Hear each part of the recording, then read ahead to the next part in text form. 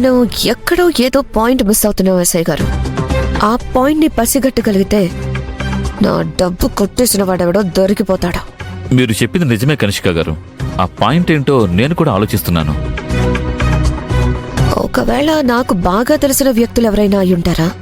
ప్రత్యేకంగా బాగా తెలిసిన వాళ్ళని చెప్పలేము, కానీ అయ్యే అవకాశం అయితే ఉంది.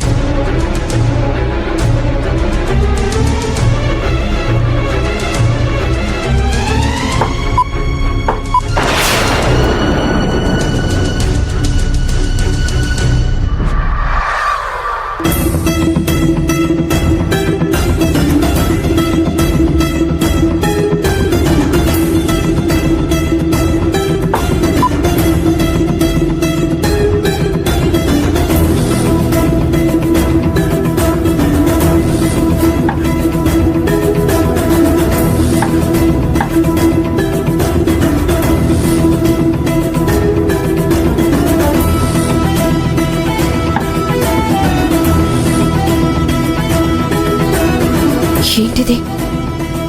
కింద చూడండి. ఏంటి? టేబుల్ కింద.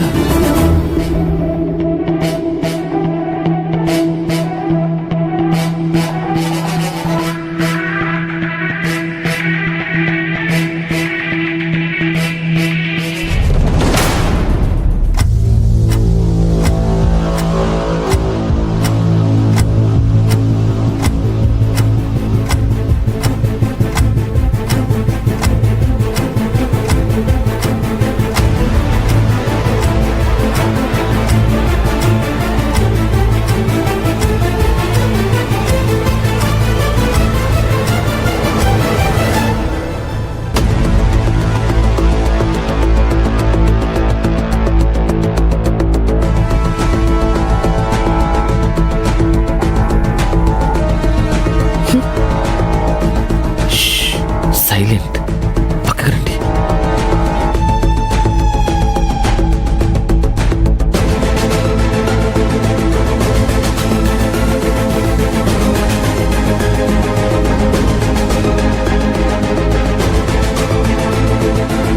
అసలేంటి ఎస్ఐ గారు అదే?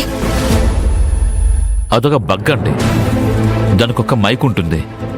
మీరు మాట్లాడే ప్రతి మాట ఆ మైక్ ద్వారా ఇంకొకరికి చేరుతుంది.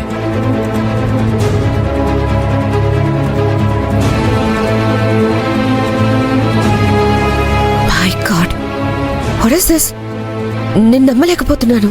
అవును కనిష్క గారు, మీరు మాట్లాడే ప్రతి మాట ఇంకెవరో వింటున్నారు.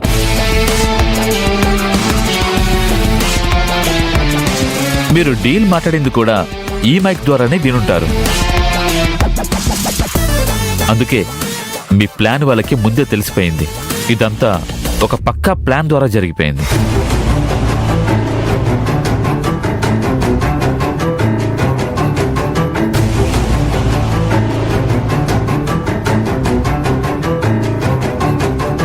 ఇదంతా ఎవరు చేసుంటారు?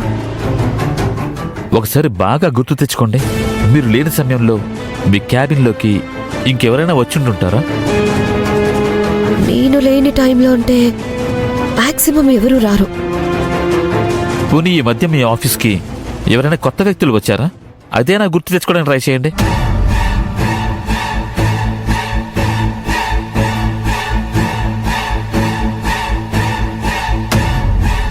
నీతో చేతులు కలపడానికే వచ్చాను.